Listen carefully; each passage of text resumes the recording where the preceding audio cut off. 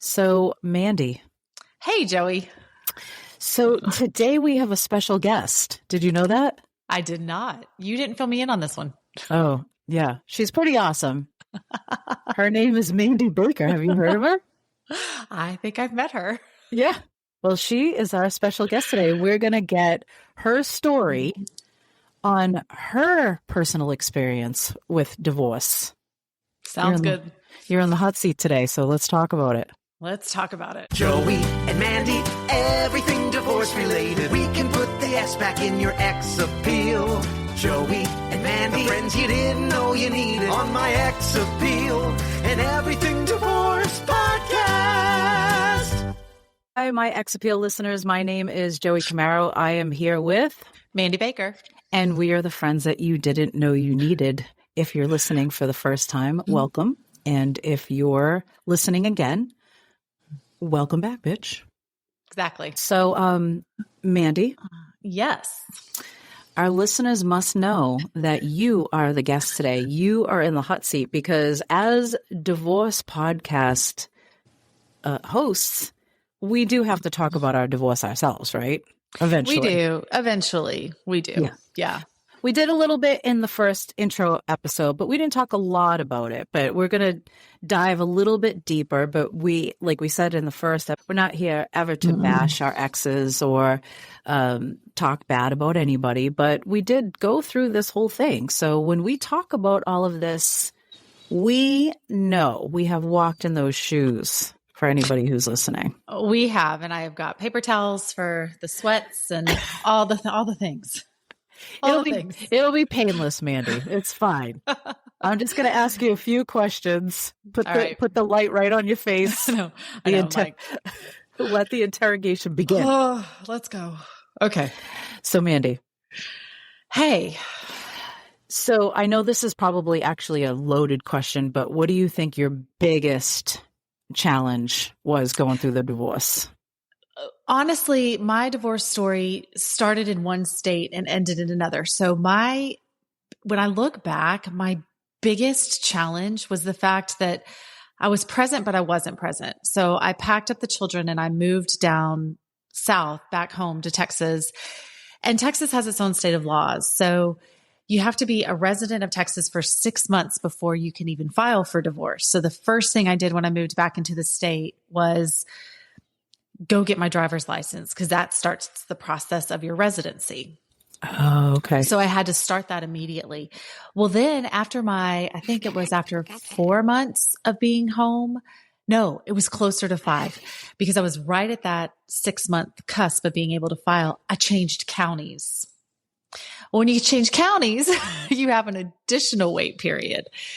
So it was almost like 9 months in before I could even file for divorce. So that was, honest to God, my biggest challenge because other things were still happening. Like we were still splitting property. We're doing all these things without knowing the law or having the law being understood by us, right? We were navigating this through ourselves while being separated. So that was the biggest challenge, was just having to wait. Honestly, it wasn't a go type of situation. Because when you think you're getting divorced, you think you're going like it's a linear line, right? Like you're going to start here as being married and then you're going to just move through this process of being divorced. Well, for me, it almost looked like the stock market. It was up, down, backwards, around, upside down at times. We would turn a circle. We would make progress. We would have setbacks. So it was trying to wrap my brain around that non-linear path, if you will. And so that makes sense because you couldn't get divorced by law at that point, but you were still, you still want to move on and live your life. And so doesn't he. So you're like, let's just try to split things the best that we can. And without help makes it even more difficult. Yes, I'm sure. Right. So did he go to Texas as well at that point? He did. He spent some time in the state that we were coming from, Minnesota, and he spent some time there because we still had to sell the house and pack up all the things and move all of that down to Texas. And he did that on his own and got me a storage unit and put all of my things in the storage unit. And then he took what he wanted. So we split the assets between us. So we didn't have to mediate any of that. Like all the assets were already just kind of split, which saved time, but also was just kind of like, I was absent for a lot of that because I had to take care of the kids. They were at elementary school and someone had to be home to get them situated in their new life as well. So that was my job. So the one thing that you did agree on was that you were both going to go back to Texas. Yes, that was the whole, yes, absolutely. Okay. Well, that was good. Was it like one person wanted to stay in one state and one wanted to stay in the other? No, because we were both from here. And so both of our families were here. So it was returning home for both of us. Okay. Okay. That makes sense. So now with that going on, obviously, so that was the logistics. Obviously, that was challenging to figure out how to get back to another state, split up all your stuff. Yeah. Get the kids enrolled in school, like all of this is going on. How are you, like emotionally, what were you doing to make yourself not go insane? When the kids were in school, I really looked at that time for me. I mean, that was my time to go scream into a pillow. That was my time to go for walks. I did enjoy walks with the children too, because I wanted them up and active, but I really spent a lot of time alone trying to navigate what this looked like with just me. Like a lot of lists were happening, a lot of pros and cons were happening, a lot of budgeting was happening on my end. How much did I need as a single mom? And I tend to project into the future. So I tend to think about, even though my kids were in the first and second grade, I was still thinking about cars and college and what did I need to do to make our life now successful, that I didn't have anyone, a partner there to coincide with this for me, because I didn't know what he wanted his life to look like as a single dad. I had no idea. And at that point, my whole mind was just on the kids. And so I did have a lot of lists. I dedicated a lot of journals to what was going on, and journaling helped a lot. I sought counseling. When the kids were in school, I went and got a scholarship through my church. And it was a church that I got married in. My kids had gotten baptized in. And so they knew me and I was already a member of their community, and they had some scholarships for some counseling that they worked in tandem with. And I just applied for one and I was like, look, it's not going to be long-term. I am still in counseling, but not with this company. And I need this gift. I need this time. And they were willing to give that. And so that helped a ton, having someone on the outside to talk to as you're navigating this, to give you points. Then I think she's the one that brought up the journaling and asked me just stay centered, pray a lot, write it down. Once you write it down, you can do several things with that piece of paper, right? If you write down something negative, you can burn it and that piece of paper never even existed. You can burn it in the sink. You can rip it up. You can throw it in the fire, whatever you need to do, but get it out of your system so that it gets off that hamster wheel in your head. Yeah, that makes sense. Yeah. So your action steps were counseling, but also must be a list maker by nature anyway. So that just made you feel better to make lists and kind of take action and get prepared for the future by writing it down. So that makes sense. Yeah. And crossing it off. And crossing it off helps, because you get on that hamster wheel and so much is being thrown at you when you're going through a divorce. And then you forget, did I roll over this account that was gifted to me by my grandfather? Did I roll that over into my name? Well, if I see it on a list and it's crossed out, then I did it. Yeah. If it's not crossed out on that list, well, then that's something I've got to do. So like a to-do list. Yeah. Like a to-do list. A life to-do list. Yes. Yeah, exactly. Not just an everyday to-do list. So that makes sense. I love that. So, and I think counseling probably helped you a ton. And even sometimes people, they almost don't see themselves getting better because of counseling, but the long-term effects of counseling are very helpful. The long-term effects of counseling are, I don't think it hurts anyone to have someone to talk to. I mean, even if you just sit there in silence, that silence can speak volumes. Even if you just cry, it's just having someone there to hold your hand. Yeah. Yeah. Because going through it alone isn't going to be helpful. Imagine if you didn't have anybody at all. Oh, that would be awful. Like I honestly, I guess to put it kind of the short of the long end of it is, I can't imagine being put through everything that I went through to not be able to help people. You know, like you go through these experiences and you kind of say, why me? Why me? Why me? Well, maybe it's you because you're meant to go help people through our mediation company, through coaching, through the podcast, to be able to reach out and say, hey, here's some resources. Here's how you can get through this. So that kind of leads me to my next question so there has to be, everything has a light at the end of the tunnel, even though it doesn't, it feels really, really dark at that same time, but that you can think of positive outcomes, not just, like us doing the podcast, but have there been, since this has happened and since you went through all of that, has there been any positive outcomes or growth on your part or? Oh, yeah. Yeah. So I'm a big music lover. I'm a dancer by nature and I constantly am moving, right? Like if you're a dancer out there, you know that you can't even stop at a stoplight and press the go pedal unless it's on the top of the 8 count. Like you gotta just move with the beat. And that's the way I've been my entire life. And I stopped dancing for a long, long time. And I want to say I found my boogie back, I guess, if you could say that. Dancing in the kitchen by myself, turning on the music when the kids came home from school. We'd have dance breaks. We'd dance. Whatever they wanted to listen to. It didn't have to be my songs. They're little. They have songs that they want to hear and share with you too. And so I found myself through that. I found an old, mentor who is a choreographer, and I went and took some of her classes, and she made me feel like I needed a uniform and pom-poms, and I was coming off the halftime show. And when something ignites you and you go back to that person and you can lose it all and turn everything else in the world off and just be, whether it's running, biking, walking, swimming, moving, just go move. And for me, I mean, maybe it's a mom who's going through a divorce who never was able to pick up a book and she loved to read. It's just finding that thing that recenters you and gets you back to who you are. That really was a positive outcome for me. Yeah. So you kind of rekindled your love for dance. Yeah. Through all of this because it helped you at the time to feel better, but then realize that you were finding yourself again by doing that, which is huge. Oh, it's huge. And the kids now know that, they can come down and ask our little iPad or whatever the heck it's called to play a song, and I'll put down whatever I'm doing and we'll dance. And it's, right. I mean, what is 2 minutes in your day for a song, right? To connect with your kids and to make you feel good and happy and so for me, there was a time when I wouldn't move. There was a time when I only moved when I had to, and finding me again, that's for me, that was the positive outcome.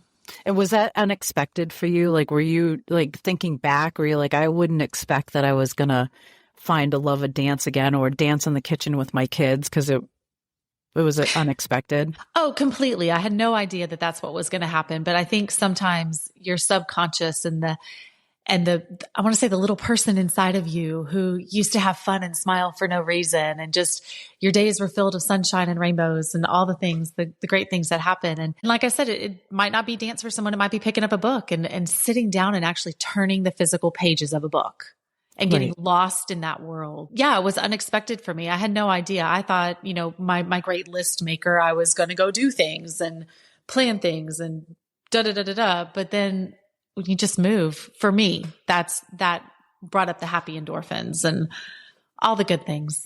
Yeah, I love that. So now, so that's kind of going through the divorce. Let's talk a little bit about moving past your divorce now into the future. You think future all the time. So what would now co-parenting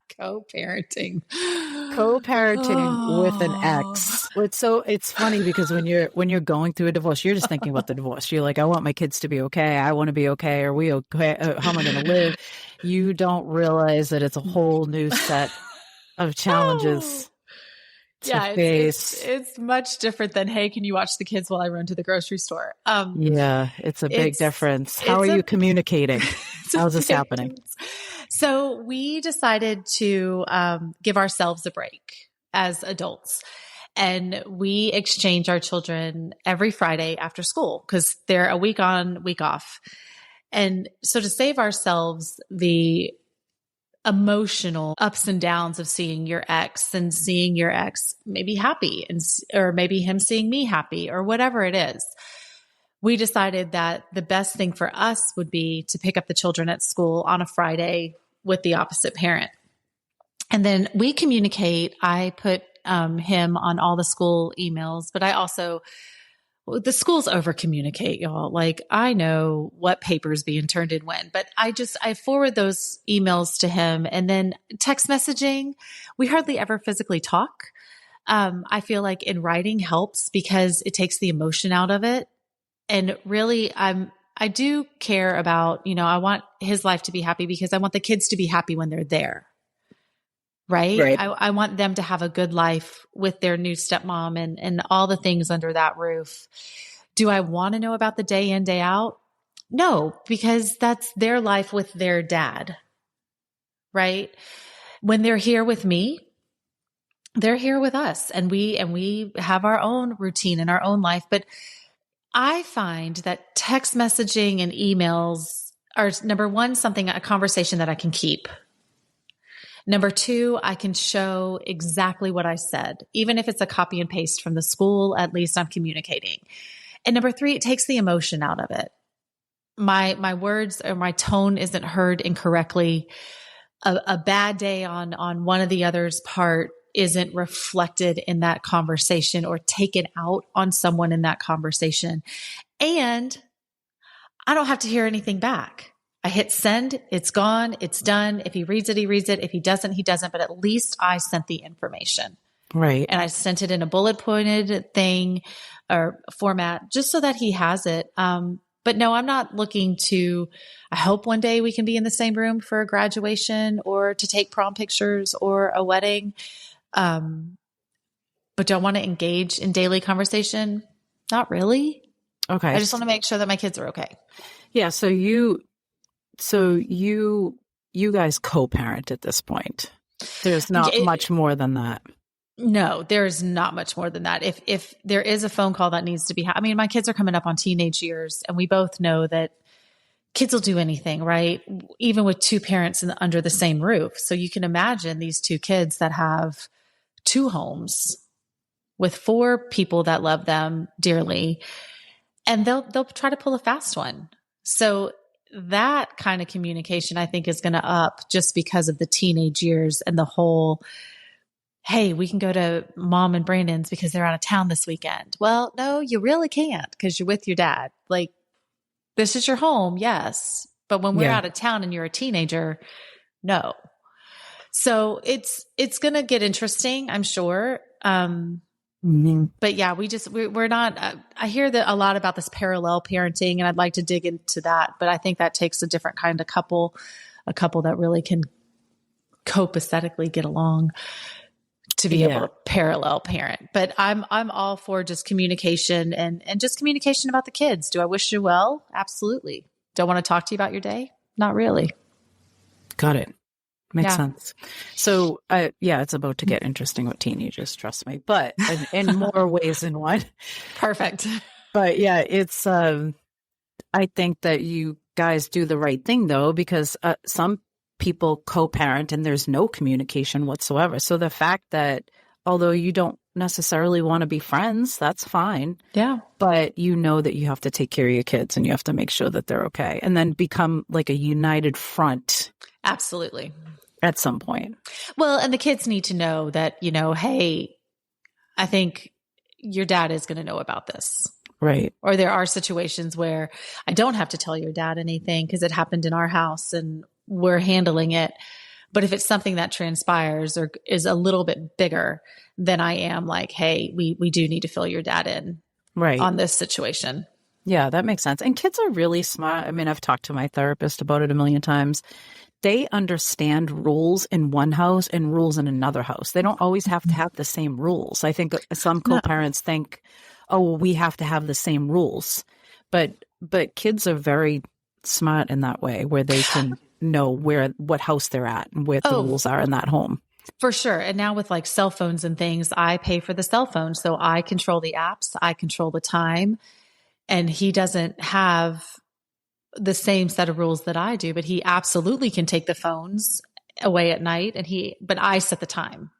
Right. So there's certain things that I still control when they're there, just for their own rules sake, if you will. But yeah, no, kids are smart. And you don't want your kids to have the same set of rules, because when they go home and they go to work, eventually when they get a job, those are going to be two different sets of rules. Like they need to learn, they need to learn to adapt. There are rules at school, there are rules at home, there are rules at your job. Such is life, right? I mean, school's a perfect example. They know how to act at school and they know how to act at home. They're two different places. So exactly. Obviously they're capable of it. So now let's talk about thinking backwards. I know you like to project forward. Yes. But thinking back, like if you sat back, and I don't know if you've done this and reflected on everything that happened. Let's talk about personally first. If you reflect back personally on what happened, whether it's your emotions or how you acted or reacted, is there anything that you would change? Ooh, this is like a look in the mirror. That's a hard one. Is there anything I would change? Yeah. Would you do things differently? Like, is there anything that you would do differently? No. Okay. Honestly, no. I love that. Good for you. I don't think so. I think I handled every shit tornado that was thrown at me. I think I ducked and covered well. I think I kept my lane clean. I think in mediation, I really wanted the best for both of us. Would I change some things in mediation? Yeah, absolutely. Just personalized to us, but would I change what I did and how I acted? No, I did what I think every divorcee, be it whichever side of the fence you're on there, did. I went out, I rekindled old relationships with some girlfriends. We went out, we listened to bands, we ate fried pickles, we had brunch, we woke up in the same clothes, we had fun. Like there's a time for that. There's a time when you don't have your kids that you can go out, rekindle a little bit of the old you. And it wasn't to feel sexy. It wasn't to get attention. It was just to go be free. It was just to be with your girlfriends and just, I'm going through a hard time. Give me a dark room, put me on a table. Let me dance, let me eat some fried pickles with some ranch. Let me not care for a minute. Let me just not care for a minute and turn it off. So do I regret that little party time? No. Do I think it's different when you're in your 40s? Right. Yes. But I'm thankful for my girlfriends that rose up and that I don't want to say came to my rescue, but really came to my rescue. Yeah, that's good. So I mean, you don't have to change anything. If your journey is your journey, looking back, it was almost like it was what was supposed to happen. Maybe, you never know. You never know. Life is just like that. So one final question though, just on the other side of it, is there anything that you wish you had known, I guess legally, or just like about the process, or like if someone's just said to you, here's what's going to happen? Yeah. So I think going back to that linear graph, letting me know that it's not a linear graph. It does look like the stock market. There are going to be dips and there's going to be little climbs. And then you're right back below, you think the low was low last time. Well, wait till I throw this at you and wait till I throw that. Now you're set backwards. You know what else? Even though I do love lawyers and they do serve a huge purpose in helping you get through this process. The lawyer bills were outrageous. I mean, I can honestly sit here, Joey, and tell you that I probably paid cash for an entire college education in what I paid to get divorced. And this is coming from a woman who doesn't have estates, doesn't have 3 or 4 cars, no boats, no trust funds to split up. Like it cost me so much money. I have never had more anxiety than opening up that lawyer statement every month and seeing how much more I owed. I think one month I opened it and we were getting called down to a staff meeting and I opened it up and for 1 month, it was $10,000. And my heart went into my toes because the process wasn't done yet. Mm. And I knew I had so much more to go, but I knew I had to pay this off. And if anything, that broke me were the lawyer bills and just seeing that. Yeah. Why wouldn't it? I know. I mean, 47, 10 G's a month. It was 47 for my lawyer to read a 10-minute email or spend 10 minutes on the phone with me. $47. And that to me, when I think about those quick 10 minutes, like there's not a whole lot you can get done in that, because then he hangs up the phone and then he's got to go work for you for 2 hours. Now you've just spent $800 on 2 hours of work. What would prevent that though? Like so now knowing that was happening, what could you have done differently then at that point? I honestly don't know. I mean, now that you're wiser. Now that I'm wiser, I really would have maybe sat my ex-husband down and said, can we do this together and save the money? Like, it's almost like throwing the lavish wedding and not having enough money for a house. Yep. You know? So why spend the money on a divorce? Why pay someone else when we can pocket that money for our now 2 families, right? Because we talk about that tablecloth that has to fit over 2 tables. So how do we look at this financially and say, do we want to pay these lawyers off? Or do we want to do it ourselves through a mediator, through working out as copacetically as we can, and then maybe go to a lawyer to review it? Right. To collaborate. Yeah. Like what do we want? Because honestly, looking back, you're so in the dark. And like you said, that curtain gets pulled so far over your eyes that sometimes you can't see the light and you're stuck in the middle. And to have, I wish someone had said, fight for you. Yeah. Fight for you. That's probably the one thing I would change, is having someone say, fight specifically for what you want. Because when I went into mediation, I knew nothing. I didn't know what I was in for. I didn't know that I could bring a list of topics. And a lot of my topics weren't ever touched on. And that's the one thing I would change for sure. Well, people don't realize that you can negotiate through a divorce. Like it's not all just very black and white. I think that's probably what you were going through at that point. You thought you were doing what you were supposed to do. That this is the way to do it, that there's no other way to do it. Right. And there's a million ways to go through this. We were sitting with an attorney the other day, and it was very interesting that she goes, people come in and they fight. And for most divorces, you don't win that much more. No. So you can fight and fight and fight, maybe get a little bit more, but there's not a huge amount that you're going to get more than if you were just, trying to do it together, right? Like where you collaborate together, you can kind of fight back and forth, but you don't get awarded, in most divorces. It's not like you're getting awarded millions of dollars. You're paying more to the attorneys than you'll ever receive. Amen. Amen. I equate it to almost like a birth story, right? Like you have, those of you who are parents, you have a birthing plan. And you're going to do anything you can to stick to that birthing plan until you're in delivery. And let's say an emergency happens and you have to have an emergency C-section, and that was nowhere near your birthing plan, right? So it's almost like you have to look at divorce that way too. You can have a plan, but advocate for yourself, because you have no idea where that roller coaster is going to take you. And you have to be able to really fight for yourself. But Joey, you're absolutely right. There's no award. I guess that's what I was getting at. You don't get an award when you have a baby to say, they did it without an epidural. She had an emergency C-section. Here's her trophy, right? Like you don't get that award when you leave your mediation or you leave the court. They don't go, and you did it with this amount of money. Here's your golden record to go hang it on your wall, whatever. No, the end result is that if you were birthing a baby, you have a baby. And if you're getting divorced, you're divorced. So that's the award. I would tell anyone, like, don't try to come out a champion.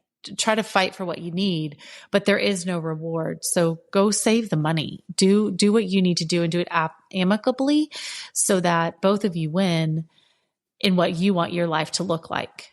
Yeah, afterwards. it can be a win-win situation. You just have to, it's almost like if you could just, and I'm sure you think about this now, if you could just collaborate one last time, get it. You don't want to be with this person anymore. You don't want to be married to this person anymore. Okay, we got that.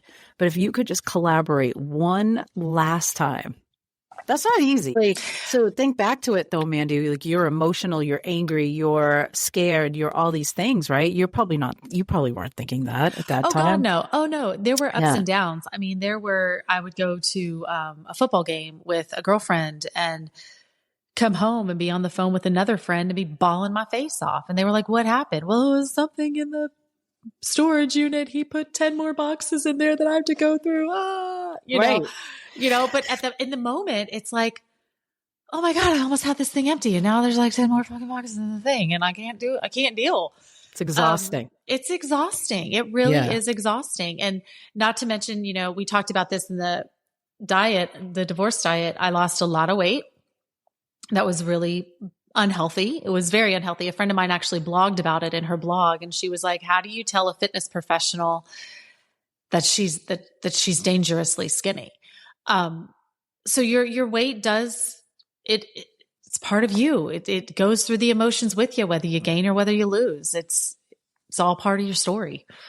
Yeah, it's emotional for sure. So, I mean, but I will say this, I'll leave you with this. Okay. I did do one thing, and I recommend that either party do this for themselves. I bought myself a ring. Oh, okay. After I got divorced, I saved up, and there was a ring I'd been looking at, and it went on sale. And it was a cute little black banded diamond ring. And I bought it for myself. It's just a little reminder to myself that, hey, you can get through hard things and you can do it yourself. That's good. You got yourself a little gift. I did. I got myself a little gift. A little pick-me-up, if you will. Yes. And it's just a little something. It's not a tattoo, although I do have tattoos, but it's not a tattoo. It's just a little something just for me so that when I wear it, I can look down and go, you got this. Right. Okay, good. I love that. Yeah. Yeah. I love that. Good for you, Mandy. And Thanks, you know what? Joey. We came out the other side and we're okay, kind of. We're kind of. It's a couple of twerks, but yeah. I don't think it doesn't matter if we go through a divorce or not. We're not necessarily okay. No, But there's that's other. okay. Yeah. Life throws its ish at you and you battle it. So Exactly. Well, thank you, Mandy. I learned a lot actually about that process. Thanks. And I'm glad that you turned out okay. Thank you. Well, Mandy, let's wrap this up, shall we? Let's do it. Listen, if our listeners are still here right now, Congratulations. yeah. Thank you. Thank you for listening, listeners. Yes. Thank you. If you want to find us on Instagram, you can head over to my_xappeal and follow us on Instagram because we have all kinds of announcements there. That's where you find out all the good stuff. You can message us at any time too. We will answer. Promise. Yes, we will. Ask us all the questions. That's what we're here for. So we will see you next time on My Ex Appeal. Your Everything Divorce Podcast.